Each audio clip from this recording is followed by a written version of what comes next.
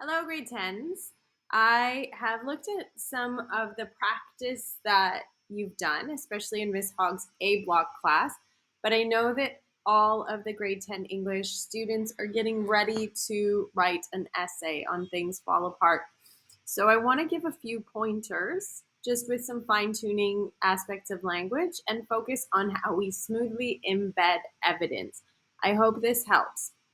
So the first thing you do when you see your essay question is to do a little bit of planning and brainstorming.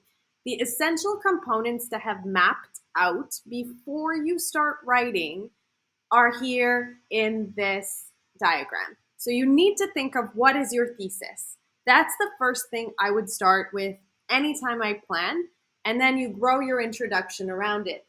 You grow your structure of your essay, but you have to have a vision of where this paper is heading before you start writing it. Otherwise, you run the risk of disorganized ideas that scatter all over the place and don't have the same effect that you're looking for. So get the question and immediately get to either a piece of scrap paper or on the doc already start drafting. What is my response to that question in a clear thesis statement? I know you've done some work with Mr. Shepard or Miss Hogg on that already. Then we think of what are the three main ideas that our body paragraphs are going to argue, and we come up with those claims. I think of topic sentence 1, 2, and 3, and those must be claims. They need to be more specific, examine a particular aspect of this novel, and they must prove your thesis. Then you start thinking of evidence. What happened in the story that's going to provide evidence for these claims? The more specific topic sentences for the body paragraphs arguments and the overall umbrella thesis that the entire structure of this essay is set to prove, and that must address the question that you're responding to. Okay, so all that planning should happen quickly. Within 5 minutes, we've got these ideas jotted down and we start to refine them as we go along. Moving on to when we get into these body paragraphs, something I'm noticing is that the ratio of evidence to analysis is out of balance a bit. You need to have claims, especially with that topic sentence, as I mentioned. You need textual evidence in the form of quotes, sometimes paraphrases, but definitely quotes are going to be essential to have. But most of your body paragraph should consist of analysis. So I put it in this pie chart, about 20% claim, 30% evidence, and 50% analysis. The ratio should have more analysis than anything, but certainly there should be a balance between these three elements. So consider that as you write. Not too much evidence without discussing how it proves your claim.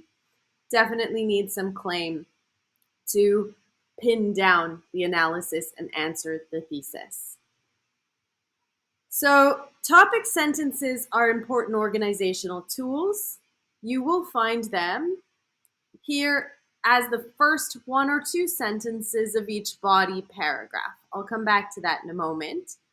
The topic sentence has a big job to do for one sentence. And as I said, if grammatically to put it into 2 sentences, that's okay. It must prove the thesis. In a more specific way, it must make your claim for that body paragraph. It should not be a summary of details that happened in the text. It should make a point or a claim. It should help you answer the essay question, and it should directly prove your thesis. 1 to 2 sentences, and this must be what the evidence that you include later in that paragraph is driving to prove. Okay, so the topic sentence is a very important organizational tool. If you have 3 body paragraphs, you will have 3 topic sentences. All of them need to go in a different angle to prove the thesis. So back to this, just to give you a visual of what an essay looks like and where these key elements should go. So you've got your introduction. I know many of you have already done some practice and got feedback. So we begin with a hook, we've got our main ideas introduced, and then the thesis most conveniently belongs right at the end of the introduction.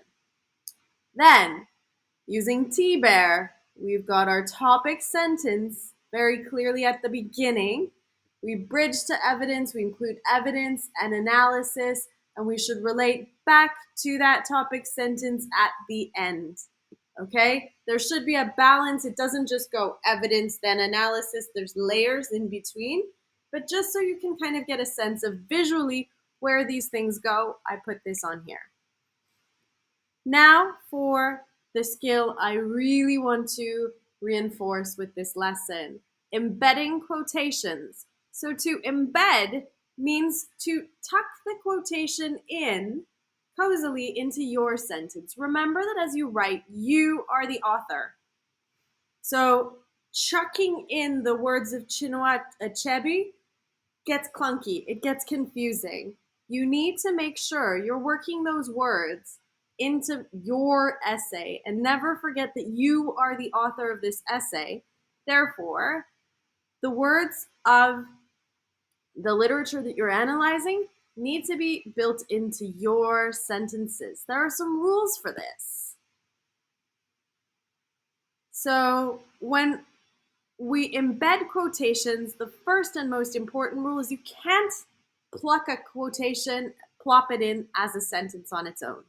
It cannot work like that. The sentence must begin with your words, and I'll give you some tips on how to do that. Here are your basic and important rules. So don't chuck it in as a sentence on its own. You need to use square brackets. They're up there near your delete button on your keyboard to change things that don't fit with your authorship. So, for example, if the character says I, but this is your essay, it's not you, you must change that I to explain who it is. But when you're changing the words of the author to ensure that you're not plagiarizing, you must indicate that with those square brackets that look like this. So if the I truly meant Okonkwo, you would change the I to Okonkwo's name or he in these square brackets and keep the rest originally as it is in the text. Finally, after the quotation, you want to follow it with the author's name and page number. You don't need to put P dot or page. You don't need a comma, just author's name, page number, if you have it. If you are going to waste a lot of time putting in the page number, it's not worth a ton of marks. So you can go ahead and just put the author's name, but proper form is author's name and page number, just like this. If you want to take words out, I think in a previous lesson, it's been mentioned that you want to zero in on really the most important words when you're selecting textual evidence. So if you want to leave out unnecessary words in the middle of a quotation, you use these 3 dots called ellipses to let us know that there were words here. They're not important to proving my claim, so I've left them out. Okay, so here are 3 ways that we can embed quotations. I've got some examples in here from Things Fall Apart, so hopefully this helps. The first way is to use a signal phrase like this. So it introduces the quote and gives the readers the context for the quote. A little bit of a bridge to evidence. So, for example, after Okonkwo killed Ikemefuna, comma, he did not sleep at night and felt like a drunken giant walking with the limbs of a mosquito. So you see how I worked those quotes into my sentence. I made them work for me, even though they're Achebe's words from page 43. This reveals, and here's a bit of analysis, this reveals that privately Okonkwo was tormented by the choice that outwardly he wanted others to think was easy. All right, here's another way to do integrating quotations. Don't do this with every single time though, because it can be overused. You can have a complete sentence and follow it by a colon if what follows is related to what precedes. So, for example, here, Okonkwo's violence and insensitivity make conversion to Christianity an easy choice for Nwoye. He was happy to leave his father. He would return later to convert his mother and brothers and sisters, and convert them to a new faith. Achebe, sorry, there's a typo there. I will fix. Page 130. Again, some analysis at the end. Christianity offered the easiest path to escape Okonkwo's brutality. And finally, you can use it in a complex sentence. So, in the Igbo culture, twins were viewed as an offense on the land to be destroyed. Achebe, page 125. Okay, so it's a shorter piece. I've got this introductory phrase followed by a comma, and I've extended the sentence to include the quote. It takes some practice. Please get those body paragraphs in for us to give a quick check to, and go back to them and give a check now to see whether you have indeed done this skill correctly. So I hope this tutorial is helpful. I will post the slides on Schoology. Have a wonderful day and good luck in preparation for your essays.